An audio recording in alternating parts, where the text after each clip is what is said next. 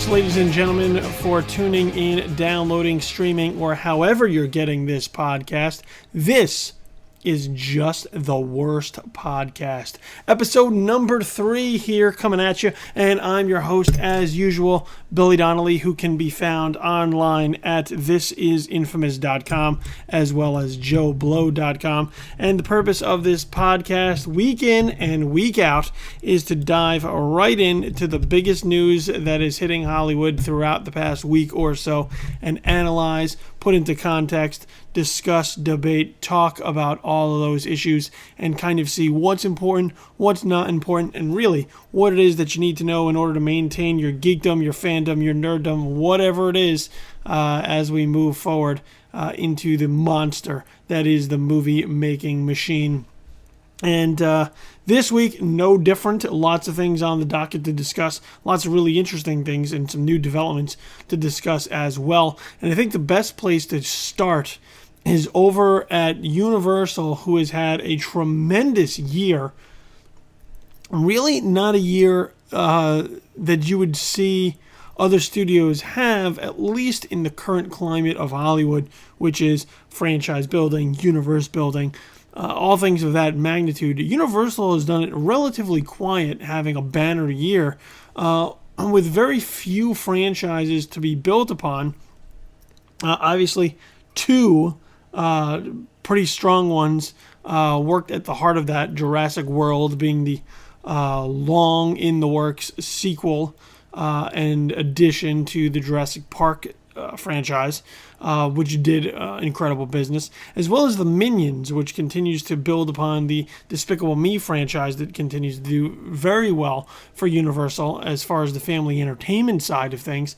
Other than that, not a lot of franchises, really no franchises whatsoever, just a lot of small, moderately budgeted pictures, things like Straight Outta Compton, which helped continue to build their box office and show off an incredible performance. So Universal has been having a fantastic year. And actually, I left one other franchise piece out, and that's what we're going to start talking about here as well, which was Furious 7, the very last Fast and Furious movie, which, kind of gets lost in the shuffle because it's not specifically a summer blockbuster release. The way Universal has functioned with these films is to schedule them a little bit earlier before the typical May kickoff, so they start to get them into late March and early April, let them run for a few weeks before something like Marvel jumps into the fray and tries to hit a home run coming right out of the gate with that first May weekend release. So Furious 7, another piece that helped Universal have a giant year. And obviously, the Fast and Furious franchise is something that Universal has had going for them for quite some time. Once again, this is a franchise that no one ever thought at its kickoff would be in a position that it is now, looking to move into an 8th movie. 7 movies. That seems like a stretch when you're talking about Universal and the Fast and Furious, because let's face it, these were films that started off being built upon street racing with hardly what you would call your run-of-the-mill superstar names. Vin Diesel wasn't really a known name. Paul Walker at that time wasn't a known name. Michelle Rodriguez at that time wasn't a known name. Justin Lin wasn't a known director.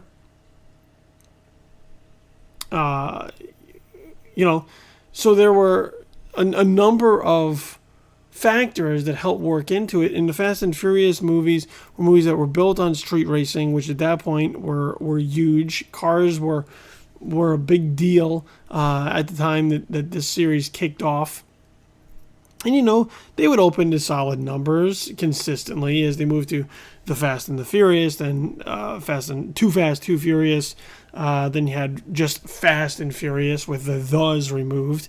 Then you moved into Tokyo Drift. So you start to have these films that would just open consistently, like a Resident Evil movie. They just come out of the gate, they get you like $20 to $25 million, and then they do whatever it is that they did, usually crossing $100 million mark. And Universal was happy with that. They were okay with that. They had no problems with that. And then once Fast 5 happened and the shift began, and they started to move away from street racing and more towards these ensemble-based pieces, which they all were at that point. But let's face it, Furious 5 or Fast 5, sorry, I keep getting them all confused as they continue to switch around their titles. When Fast 5 happened and they moved more towards this heist model, and they introduce, and The Rock starts getting introduced, and they start doing these, something a little more in line with like an Ocean's 11, where you had a number of side characters, secondary characters also introduced that were key elements to the plot being pulled off, and the heist or whatever mission they were engaging in order for them to be pulled off. That's when you start to get something a little bit special. And Fast 5 took those box office numbers for the franchise and took them up many notches to make it a much stronger player in adapting to this new landscape than it had been as just street racing movies, which is exactly what they were up to and through Tokyo Drift. Granted, there's still a level of street racing that goes into, Fast 5 and Fast and Furious 6 and Furious 7. There's still that element to it that these are characters that are incredible drivers that still know a lot about cars, and they're still able to inject, exciting and thrilling car chase sequences into these films, but that's not the foundation that they're built on anymore. They've shifted it much more to that family dynamic that people really seem to gravitate towards. So you have, once again, this shift, and as a result, the Fast and Furious franchise is like a fine wine, like just gotten so much better with age. The films have gotten stronger as they moved on, especially past Tokyo Drift, and 5, 6, and 7 are really incredible action movies. I think 5 being the best of the bunch, but nonetheless, 3 are really solid action movies at a time where action movies aren't exactly as prevalent in Hollywood as they used to be, going back towards the 80s and even into the 90s. You still get a few here and there, but they're much more superhero based, and that tends to be the focus on what an action movie is anymore. There's not a lot of diehards. There's not a lot of what you would see coming out of Stallone and Schwarzenegger and Van Damme and Seagal, and all of those names that the action genre was kind of built upon. We don't get a lot of that content anymore. So Fast and Furious, I think, fills that vacuum for action enthusiasts who now have gravitated and embraced what used to just be a simple street racing movie. So what we're moving into now is Furious 8. And Vin Diesel hit his Facebook, since he is now the spokesman, I guess, of sorts for the Fast and Furious movies, both as the star and the producer. So he takes to Facebook earlier this week to let us know that there is going to be one final trilogy to end the Fast and Furious saga. That's right, we're calling it a saga now. With everything wrapping up with a nice bow at Fast and Furious 10. That will be the final last one, even though everyone before has seemed to be some kind of last ride of sorts, where this is going to be everybody doing one last job and then getting out of the life and moving on to whatever it is that they were going to move on to. It doesn't look like that's going to be the case for 8 and 9. It looks like now they're going to try and put together some sort of trilogy arc heading through 8, 9, and 10 that I would imagine would include Jason Statham at some point in time to kind of wrap up any loose threads that might exist before they call it a day on this. So we're looking at 8, 9, and 10 guaranteed, which is something that we had heard months ago that Universal Studios was interested in doing. They continued to see the long-term benefits of a Fast and Furious franchise, and seeing that the box office numbers continued to only get stronger, they were willing to ride this storm out as long as they possibly could. Believe me, I'm pretty sure that if they could go beyond 10 with these films still performing strongly, they absolutely would. But 10 looks to be the cutoff. I'm pretty sure Vin Diesel at this point is like 10 is it for me.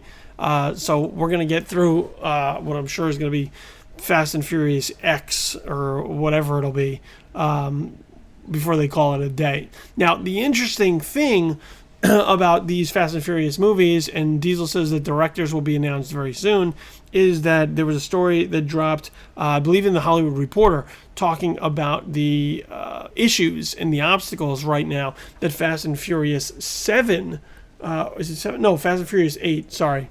Once again, as they continue to change the titles, it's hard to maintain some level of where they all wind up slotting in the overall saga now. But there seems to be some issues locking a director for Furious 8, which is a problem considering that they're looking at a 2017 release date that had already been kind of etched in stone for Universal to hit. And what their problem is that I believe they had options contractually on James Wan returning. James Wan stepped in, moving from his kind of horror roots in order to direct Furious 8 once Justin Lin decided that he was going to move on and do something else as well. So James Wan steps in and does Furious 7, and you know the movie is what it is, which is perfect, which is good, but I don't think as good as the previous two installments. I would have loved to have more Statham, to be perfectly honest with you. So James Wan directs, the film comes out, and now James Wan, even though he has an option with Universal to direct, I believe, Fast and Furious 8 and Fast and Furious 9, Wan decides that he's going to go back over to Warner Brothers and New Line and do The Conjuring 2, the sequel to The Conjuring summer hit, which showed that horror can actually play during the summer months. So James Wan decides that he's going to go do The Conjuring 2, and Universal now goes back to the well with Justin Lin, who had been on board since Tokyo Drift. So he did Tokyo Drift, he did Fast 5, does number 6. So he's been in play for a while as far as reestablishing the Fast and Furious franchise for everyone to that point. So they go back to Justin Lin basically saying, hey, like, we could use you in this director's chair once more as we move towards Furious 8. Lin considers it, but the problem is that Paramount also comes to Justin Lin, and after they had lost their filmmaker, offers him the chance to step in and direct Star Trek 3, otherwise known as Star Trek Beyond. So Lin takes this opportunity to once again show what he can do, spread his wings and fly a little bit, and moves away from Fast and Furious once again and moves into doing Star Trek Beyond, which now leaves Universal in a bit of a pickle because once again they have this huge franchise piece coming up with Furious 8 and no one to make it, and a release date that every day just seems to get a little bit closer. So now they go back towards Justin Lin. They go back towards James Wan, and they back up the money truck. And they say, listen, I know you really want to make this Conjuring 2 movie, but what about our movie? Because we have a truckload of money that we're willing to just dump on your lawn in order for you to execute this film for us. James Wan considers it, And here's where things start to get a little bit tricky for the Fast and Furious franchise, is that reportedly, and once again, everybody will deny this on the record, but it's my tendency to believe that in these cases where there is smoke, there is a ton of fire. So you can believe what it is that you want to believe, but my experience tells me that the Hollywood Reporter has done their homework in order to kind of get this story right. And that is that James Wan didn't really have a good experience on the set of Furious 7 making that particular movie. Number one, you're talking about a whole lot of extra work that was put upon him on top of the emotional trauma that came with the death of Paul Walker, losing him right in the middle of production. So, you have to shut down that film. They had to go back. They had to rewrite a ton. They had to rework a ton. They had to make what they had already salvageable while figuring out how do we then proceed with a character who is now without the real life actor who brings it to life or brings him to life. How do you make that happen? Because it's not just like some secondary character on the outskirts of the film that you can maybe just have disappear and pretend, and just lose them in the shuffle. I mean, this is Paul Walker, who has been with the Fast and Furious films since the beginning, all the way through. This isn't somebody who all of a sudden you forget is around it. Even when Vin Diesel left, it was like, I don't want to make Fast and Furious movies anymore for a short bit. Paul Walker's remained and stayed. So Paul Walker is a huge loss and a huge obstacle to try and overcome in order to finish Furious 7. So you have that working against you as far as James Wan's experience. You also have the fact that apparently Vin Diesel as a producer was very nitpicky and micromanagey when it came to even the most minute details of an action sequence. You have these complicated, well drawn out, time consuming, tough to execute action sequences. And here Vin Diesel is asking about the tiniest thing as if it's a big deal. Furthermore, Vin Diesel was supposedly somewhat difficult to work with, calling these late night sessions with James Wan in order to work through dialogue, work through his character's headspace. Where is he at? What is he doing? Why is he doing this? As if Vin Diesel hadn't played Dom ever before. So as a result, James Wan sees this truckload of money and says, you know what? Thanks, but no thanks. I would much rather have peace of mind and my sanity. I'll just go ahead and make The Conjuring 2. And now Furious 8 is left, still searching for a director. Now that doesn't mean that they're not going to find one. This is a huge movie. They'll be okay. They're just not going to get the guys that they wanted. They may wind up getting somebody with an action background, maybe a second unit director who may be moving up, just kind of somebody to execute the vision. While the stunt crew does what they do. Hey, you just need somebody to execute the drama, the character moments. It's not unheard of. It's just not exactly what they were hoping for when they set out to do this. And, and now you're looking into a layout where you're talking about 3 movies. So you may be looking to bring in somebody who can do 3 movies. Unless you're going to try and go with somebody different for each one and shed a little bit of that consistency in order to make sure that you get 3 filmmakers to carry this thing all the way to 10. Now, the other issue that I have here is the focus on a trilogy arc, which is something that the Fast and Furious movies hadn't really had to this point. I mean, they had, with 6, they had a little bit.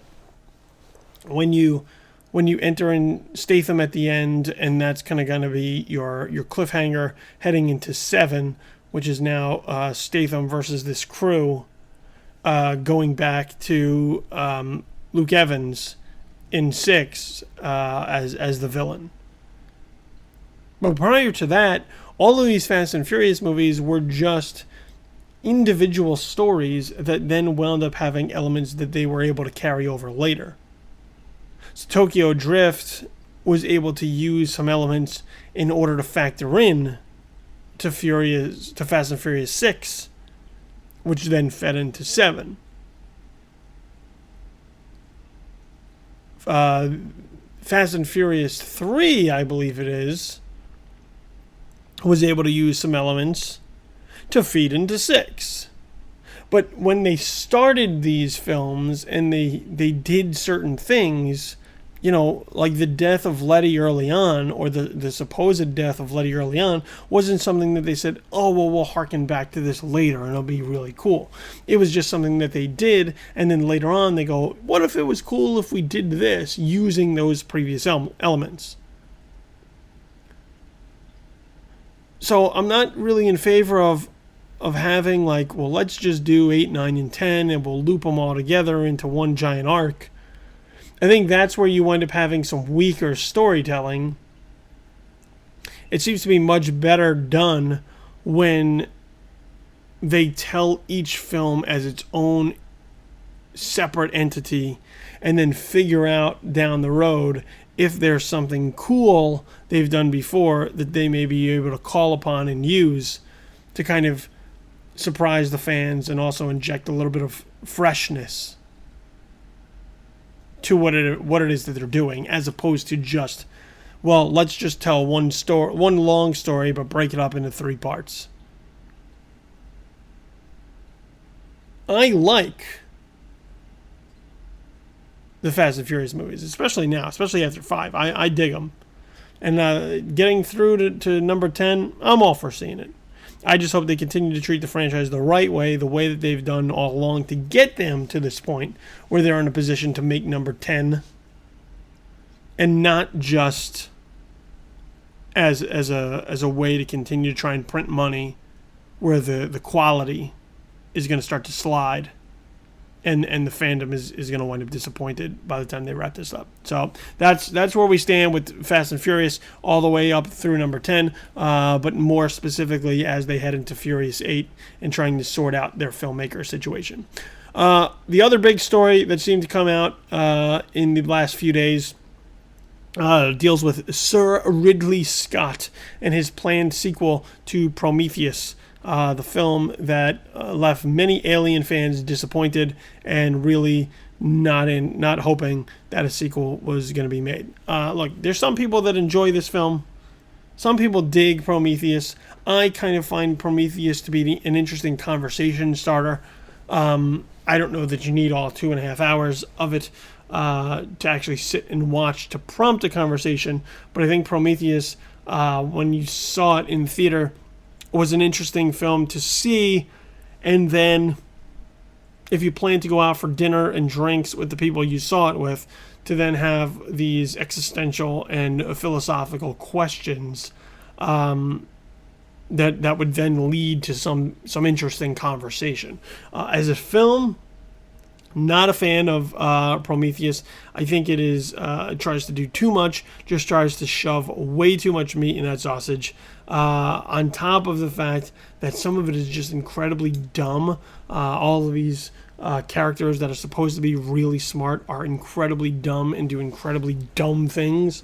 Which once again, for a movie that's supposed to be intelligent, is kind of a problem.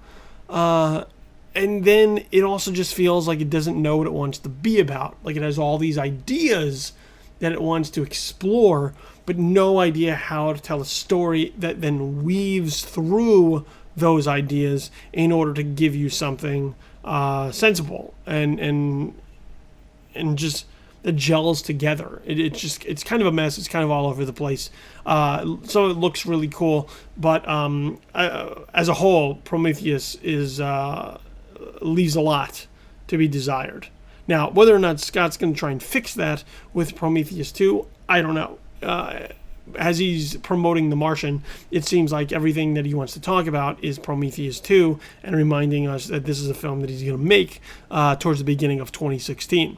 Now, what we now have with Prometheus 2 is that Ridley Scott has announced a title for Prometheus 2.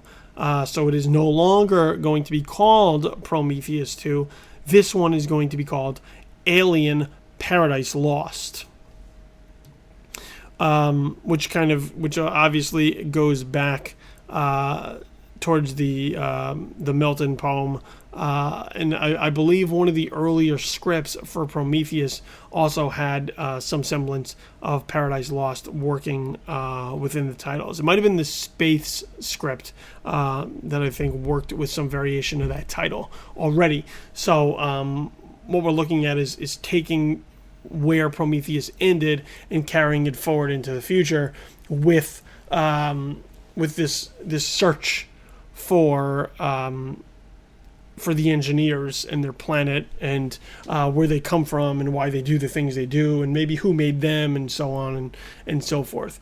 The interesting thing about Alien Paradise Lost to me, or Prometheus 2, or whatever it is that you want to call it, is that Scott continues to talk about this film once again as he promotes The Martian, and every other conversation that he has about it seems to contradict things that he said about it previously in the past. So, first it was, this is not going to be an alien film. And then we wind up with a title that clearly has alien in it. Now, that may partially be Fox's doing, who looked at Prometheus and said, well, I don't know that people came out in droves for this thing because they didn't know that it was a alien movie or connected to Alien, even in the faintest sense. So now they want to make sure that they get the Alien name, the Alien brand name on this sequel, in order for when people see it on the theater marquee or online or in the newspaper or whatever, they go, oh, it's an Alien movie. Oh, well, now I may have to go check this thing out. So first it wasn't going to be an Alien movie. Now it's an Alien movie. Then Scott says, well, it's not going to have alien ties or tie into Alien, which everybody had hoped it would at some point, until not this movie, but maybe like 2 movies or even 3 movies from now. We may be looking at like Prometheus 4 before it finally intersects with the story of the very first Alien. Then Scott comes out and says, but there is a pretty cool tie-in and connection to Ripley that I have in mind for this one, but I'm not going to tell you about it just yet. And then, of course, previously he said, well, there's not going to be any xenomorphs in Prometheus 2, but when you have a film like Alien Paradise Lost, at least as far as it's titled, it's really hard to take a look at that and say, I can't imagine there being no aliens in this thing. So it's a really interesting film just to look at from a distance, because I don't know what the hell it is. And I don't know that Ridley Scott knows what the hell it is. I think he has a ton of ideas, once again, that he'd like to explore. And if you listen to him talk about it, it just sounds like a lot to try and squeeze into a movie of this nature, considering that the first movie had a lot squeezed into it and couldn't really pull it off.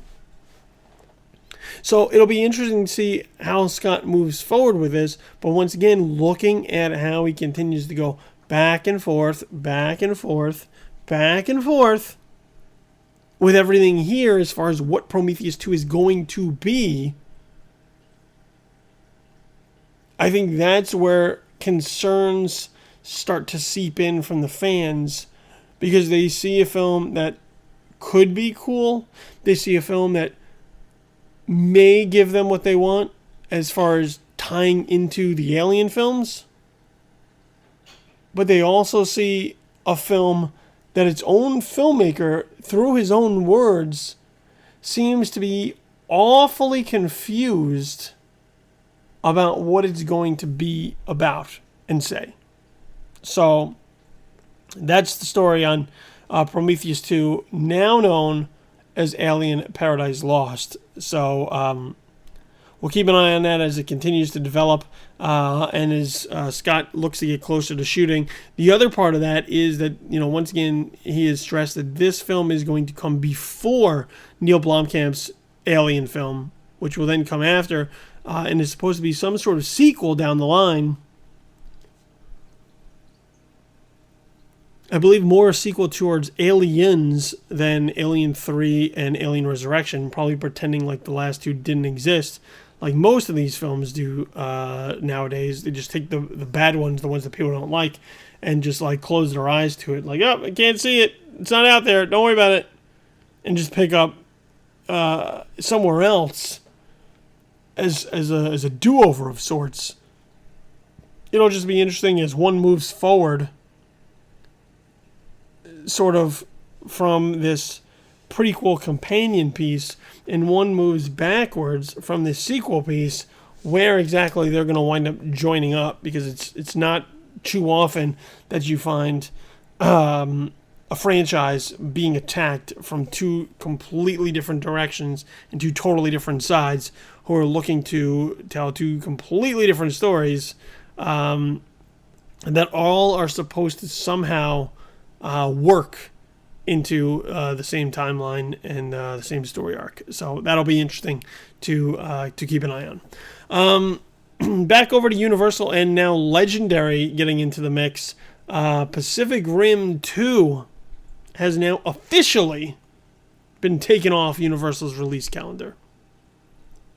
The 2017 release date has been purged of Pacific Rim 2. I believe Pitch Perfect 3 doing a little bit of shuffling on the calendar in order to sort of fill in the gaps left behind by that. And, the thing about Pacific Rim 2 is that even with the film being now taken off the release calendar, everybody continues to talk about it as if it's still going to get made at some point. It hasn't been canceled, it's just been delayed or postponed. Everyone being very, very careful with the language they choose to use for what's happening with Pacific Rim 2. But while he's promoting Crimson Peak, Guillermo del Toro has been asked about this repeatedly, what's going on with Crimson Peak 2. And once again, continues to talk about it as if they're still working on it. Well, we're working on a script, got to submit a budget. We'll see what they say. Ultimately, they're going to make the final decision. We're going to do what we can do to put it in a position to make them say yes and give it a green light. And even over at Legendary, they continue to say, yeah, we're working on it. We're trying to work on it. Trying to get this just right. Del Toro has now said that he's going to make some small independent film in the meantime while this all gets sorted out. And Pacific Rim 2 is a strange film because it did okay. It did well by the standards that another smaller film would have been ecstatic about the box office that Pacific Rim did globally. But for the money that was spent for Pacific Rim, the return on investment wasn't so big for Legendary and, at the time, Warner Brothers. You know, and as we've said before, I think we said it last week, Guillermo del Toro isn't a filmmaker that people flock to because he's Guillermo del Toro.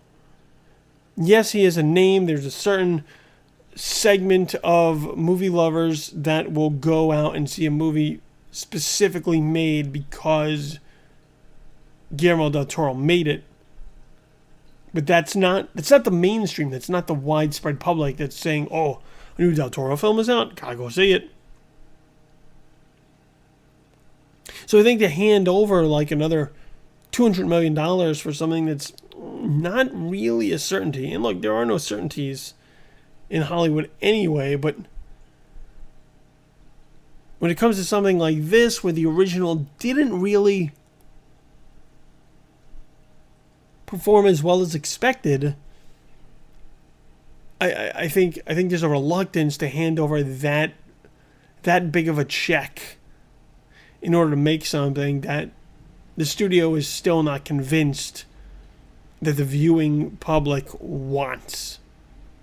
So Del Toro's going to make some small independent film, and when it comes to Pacific Rim 2, it looks like they're still going to proceed as if this thing could still be made. They're going to continue to work on the script. They're going to look at it. They're going to see whether or not it makes sense. And if it does, then they'll get the go-ahead and they can go make it. And it may be 2018 before it hits theaters. Going to get pushed back. It's not going to make that 2017 date that they now gave up. But I don't know that they're looking to pull the plug on this one just yet. I think they are proceeding extremely cautiously. And, you know, that's their prerogative. I don't know that they're jumping into it with as much enthusiasm as they had for it at one point in time. And I think that's where the trickiness of what they're doing right now seems to be, is figuring out how to make it work if they can, while minimizing the risk. And the thing about a film like Pacific Rim 2 is, like, you can't really cut budget a lot on it, because then it's not going to look very good. It's not going to play very well. You know, a lot of budget is needed for a film of that size and scope and magnitude. So you either got to commit to it or not. And I'm not of the belief that they are willing to go the not route just yet. But they are keeping it as an option. And that's why we're seeing the delay. And this cautious approach towards seeing whether or not it's actually going to happen.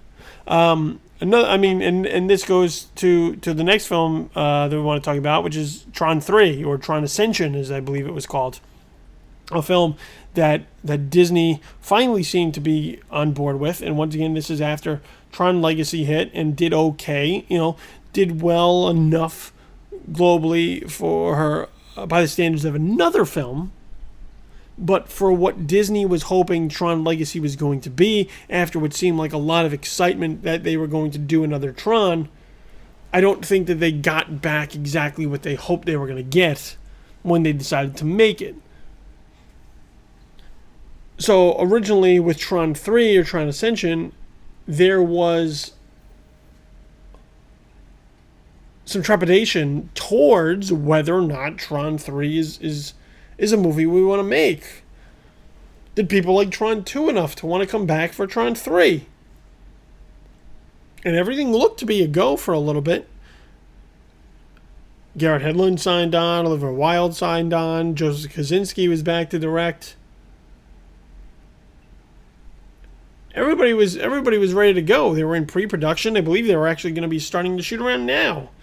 They were looking at an October, November production date. And then Disney pulled the plug.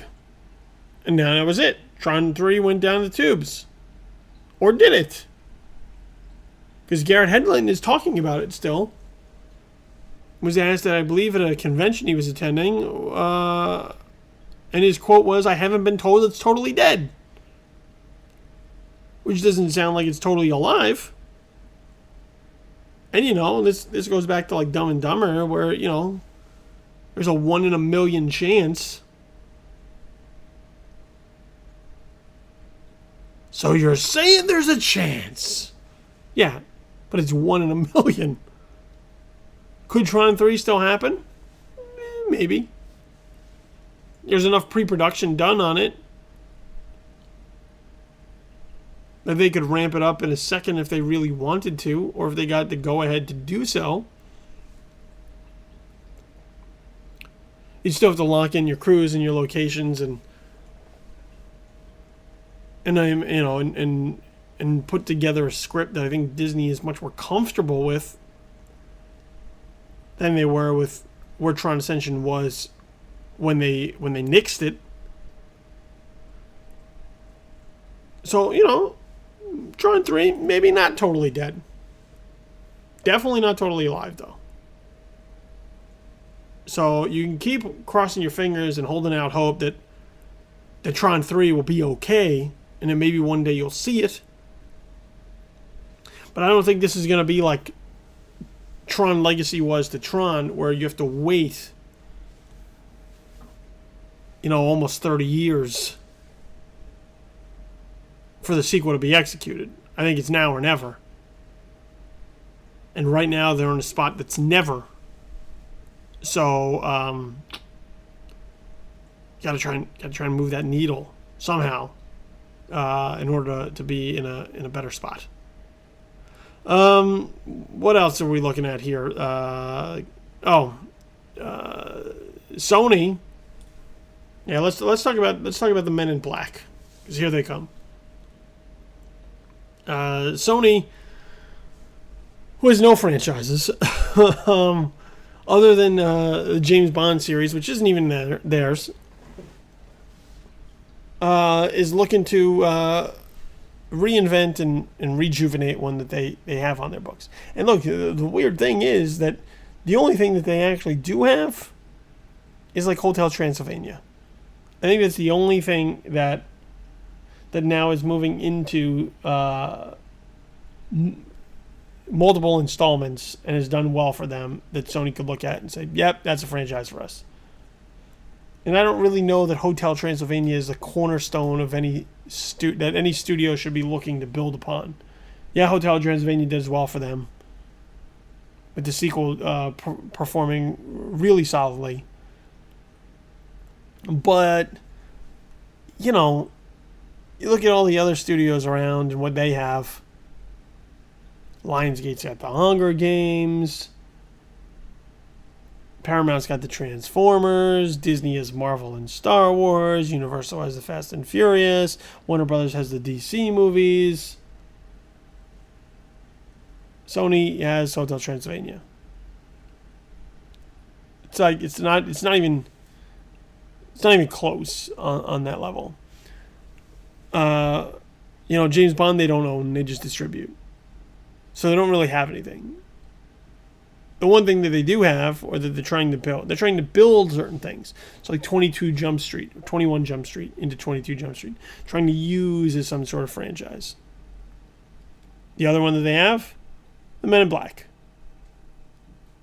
Men in Black they got 3 films out of.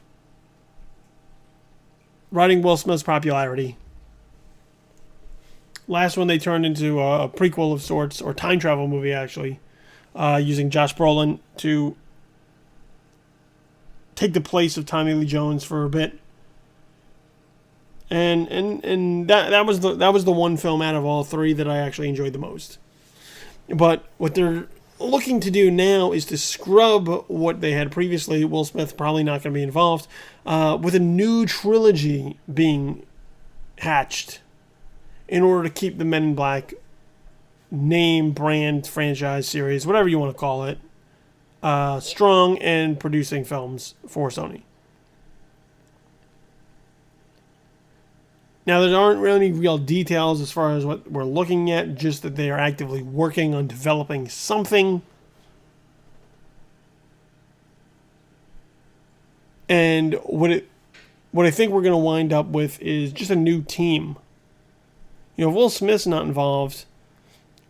I don't know that it makes sense to pair Tommy Lee Jones up with another fresh face and kind of use that grizzled veteran once again to groom someone else that's then going to have to find another partner at some point. You know, Tommy Lee Jones at this point should just be out. Will Smith's going to be out. Let's move on to another duo, another pairing. And work off of their chemistry, their comedic dynamic, to give something fresh, to give something new, to give something that feels the same but different at the exact same time. You know, we don't need to try and remake Lethal Weapon again by having two characters that are going to just try and fit into those tropes. We don't need the cocky, fresh rookie and the grizzled old veteran colliding. You know, it doesn't have to be like 48 hours. There could still be a level of opposite in who they line up, but let's try to do something maybe a little bit differently, so it doesn't feel like we're watching the same movie all over again, just with two different people in the same roles that we've already seen. That's all I'm saying. Let's try and put a somewhat of a fresh spin on it, and that's where you maintain and prolong the life of Men in Black, not by doing the exact same thing, but by doing something that feels similar, feels familiar, feels, you know, gives that warm, fuzzy feeling of comfort. Hey, I know this. I like this. This is what I enjoy. Write that out, but do it with some new cast that then makes it feel like its own thing. Yes, it's Men in Black, but it's a different Men in Black. It's a new Men in Black. It's not the old Men in Black. It's still Men in Black, but it's something else. I think that's where you maintain the freshness of it, as opposed to just trying to roll out the wheel every single time, just with different packaging and hoping that people don't notice. People want the familiarity, but they would also like something that doesn't feel like they're watching the same movie for the fourth, fifth, and sixth time. Speaking of James Bond, which I brought up, Sam Smith's theme song for Spectre came out, entitled Writings on the Wall. And I think you would be very hard to find somebody who would willingly admit that they like this movie, that they like this song, that they like the movie. The movie isn't out yet, but that they like this song. The consensus, at least out in internet land and the people that I've talked to, seems to be that everybody pretty much hates it. Hate being a strong word, so I'll say strongly dislikes it. No one is like, wow, this is a great song. And look, Bond theme songs have had an up and down history. Been some greats, been some not so greats, been some goods, been some not so goods, been some okays. The Bond themes have kind of run the gamut of musical opinion. Sam Smith's Writings on the Wall, though, doesn't seem to have that luxury. That one came out, people listened to it, and they said, nah, not for me. Not for James Bond. Not for anybody. Now, admittedly, I was not able to get through the whole song. The song is just too long. It's like five and a half minutes. Which is fine if the song is good. I got through like 2 minutes. And then that was it. I couldn't take it anymore. I was like, please, I have to turn this off. I can't. I just can't. Now, admittedly, again, going in, I didn't really know much about Sam Smith. I didn't know what he sounded like. I didn't really know any of his previous songs. I'd have somebody afterwards be like, well, this is the song that Sam Smith is known for. And I was like, oh, I know that song. I don't like that song either. So Sam Smith's vibe isn't really for me anyway. But if he made a good song, I would dig it. Song for Spectre? That's not going to be the one. And the problem with that is that moving forward into the release of Spectre in November, we're just going to hear this song all the time. And I don't know that it's going to be one of those songs that like wears us down for the better. You know, one of those songs that you just hear all the time and you're like, okay, now it's grown on me. I think this is going to be more one of those songs that you hear it all the time and you're like, oh, will they stop with this fucking song? I can't take this song anymore. It's like when you go shopping in the mall during the holidays and you just hear the same Christmas music all the time. And when it starts in like, October, you're just like, oh my God, I can't take it anymore. Like by December, you're just like, I'm just going to kill everyone around me. Because mentally I'm going to snap having heard every version of Jingle Bells that could possibly have been sung. This is slightly different, but with the heavy promotion that will go into Spectre, we're going to hear this song a lot over the coming weeks. And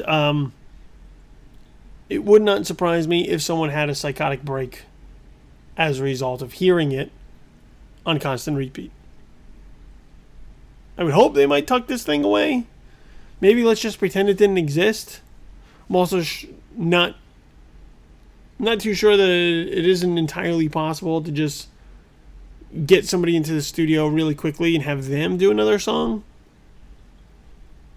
It doesn't even have to be called Writings on the Wall.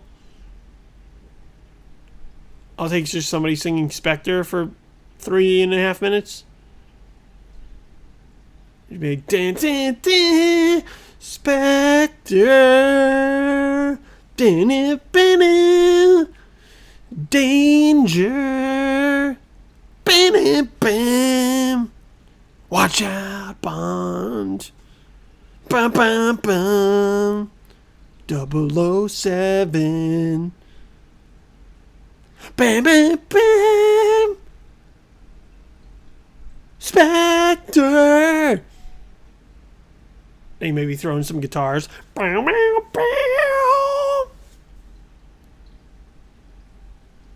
I just made that up right on the spot, so cut me a break. It's a work in progress. But I can already tell you it's better than Sam Smith's song. And if you really like it, let me know. We'll see if we can get an MP3 out of that. You can buy it and listen to it all the time. Let that be your ringtone, 007 fans. Right there. Put that one on your phone. People don't need to hear... They don't need that one. They need to hear me going... Spectre! Ringtone. Instantly. Bam. Right there. Greatest Bond theme of this week. Something like that. All right, a couple other things to talk about before we get out of here. Number one, Paul Feig's Ghostbusters film has added 2 more original Ghostbusters cast members to the cameo list. Once again, further cementing the idea that they're giving their support to this Ghostbusters remake, reboot, whatever it is that you want to call it, while also doing the part that I love, which is pissing off the people that are hating on this movie, having not seen any of it.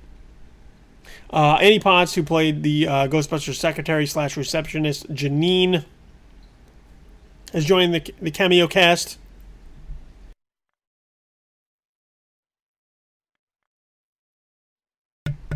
And we're also getting Sigourney Weaver. Now that leaves only one left. Of course, Harold. I don't mean Harold Ramis because he's dead, and that would be fucked up. But that only leaves Rick Moranis for them to try and get in here somehow, which would be a coup of sorts, considering Rick Moranis walked away from Hollywood like 10 years ago. I think just in order to raise his children and spend time with his family. So if Paul Feig could get Rick Moranis in now, that'd be amazing. And I give all the credit in the world to Rick Moranis. Not to Rick Moranis. Well, to Rick Moranis, yes, for following what his heart wanted him to do as he moved forward. But I also give a ton of credit right now to Paul Feig, who took to social media and took on the Ghostbusters haters on Twitter, and in these exact words, told them, go fuck yourself. Which, of course, was hilarious to me, because after that happened, all of these quote-unquote fanboys jumped in, talking about, oh, how dare Paul Feig say that to us. He should just ignore us and have thicker skin and blah, blah, blah. Which is hilarious, because all it means is that fanboys can dish it but can't take it. Like they can rail on Paul Feig and this Ghostbusters remake, reboot that they haven't seen anything about except for set pics. And they can send insulting and sexist and misogynistic, harassing comments to the cast and crew. And that's fine and dandy. Until Paul Feig goes, go fuck yourself. And then they all go crying. I can't believe he said that to us. That's unprofessional. Like, seriously, just go fuck yourself. I tried to engage with some of these Ghostbusters haters who were trying to tell me that they were well practiced in looking at pre-production material to determine the quality of the finished film. And then there were also people who were denying that there were any sort of misogynistic comments levied against this film, against Paul Feig, against this crew for having what they call a gimmicky all-female cast. That the hatred for this on that level is a myth. These are the people that I have to deal with regularly. You see what I put up with for you? This is it. You want to see like the worst of the worst as far as like society is concerned, and these are like the people that you are supposed to be like your friends and your family and whatnot. You want to see like who it is that you should probably just stop being friends with and associating with. You should go into like a thread somewhere for Paul Feig's Ghostbusters, and you'll find them. Ladies, you want to know why you can't meet quality gentlemen any longer? You go look, you'll find your answer. I continue to hope that this film does well and really knocks it out of the park. I hope Feig hits it out of the park. I hope his cast hits it out of the park. It's not going to be Ghostbusters. But if it can be its own thing with that name, what's so wrong about that? And look, and I love Ghostbusters. Love that film. But let's not pretend that it's like this hallowed ground. It's never been tainted before. I mean, Ghostbusters 2 exists. It doesn't change the fact that Ghostbusters 1 is an all-time great. It just means that they're not batting 1,000. It's the same thing if you look at like Die Hard. The first Die Hard is an all-time classic. I even find enjoyment in Die Hard 2. Then with A Vengeance and Live Free or Die Hard, and the other stupid one, they all existed. And it's not like they diminished Die Hard. They just became films that we forgot. Nobody looks at Kingdom of the Crystal Skull and says, well, it ruined Raiders of the Lost Ark for me forever. It doesn't happen. So quit your man-baby bitching. And just either see the movie with an open mind or stay the fuck away from it. But either way, just keep shutting the fuck up. Because, like, there's no reason for you to carry on and on and on and on and on and on and on, and on about a movie that you don't want to see. But you probably will see just so you can come out of it and bitch about it. So I think Paul Feig is completely right. Some of you just need to go fuck yourself. That's that. All right, and that brings us to the end of the show, where this week, once again, we're going to talk about just the worst thing that we came across over the course of this week. And I think this would be the story that the Crow reboot may lose director Corin Hardy. And the fact that we're still talking about the Crow reboot is amazing to me. This movie should have died 5 times. It did. It kept coming back. Lost a star, got another one. Lost a director, got another one. Right now, the studio that was supposed to make it is in bankruptcy. And yet they're still trying to figure out, well, is there a way that we could possibly make it?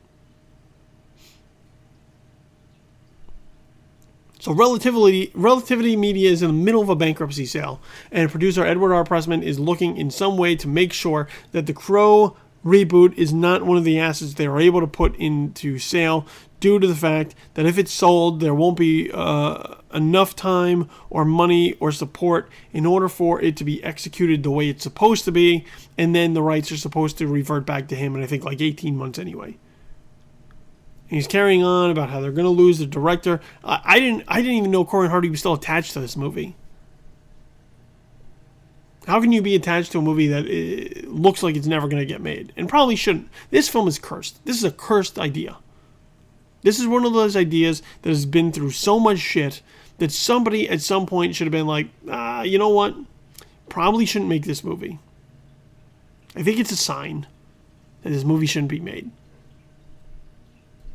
And they continue to move forward with it. They continue to try and pull it off. And for that, the Crow reboot and any attempts to continue to make it are just the worst. I mean, this is where Hollywood goes wrong, where people insist on making projects that nobody wants, nobody needs, and that shouldn't be made, but somebody insists that they should continue to make them. Like, by the time this thing, in the event this thing is ever made, who's going to go out and say, oh, that Crow reboot that, like, was disastrous as it was being made? Oh, I totally got to see it. Just leave well enough alone. Stick the Crow back in the ground where it belongs. And let's move on to making something else useless and disappointing. Because I don't think the Crow needs any more. No more punishment for that franchise. It's already suffered enough. All right, that's your show for this week. So thank you very much for tuning in, downloading, streaming, and listening. I greatly appreciate it. This has been Just the Worst Podcast, episode number 3. I'm your host, Billy Donnelly. You can find me online at thisisinfamous.com, as well as joeblow.com, as well as justtheworstpodcast.com, which I believe is coming right along. So once we get that up and ready, you'll also have your iTunes and your Stitcher feeds as well as being able to find these podcasts on SoundCloud. So by all means, go ahead and get those set up as soon as we pull the trigger. In addition to that, make sure you follow me on Twitter at InfamousKid. You can follow Just the Words Podcast on Twitter at JTW Podcast. Over on Facebook, you can follow me at facebook.com/BillyTheKid. And you can also get there for Just the Worst Podcast, facebook.com/Just the Worst Podcast. So it's been a good week. Been another interesting show. We'll be back next week to do it again. So once again, thanks for making it all the way through to the end.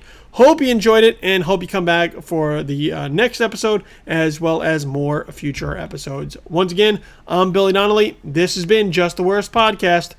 I'm out. Have a good week. Peace.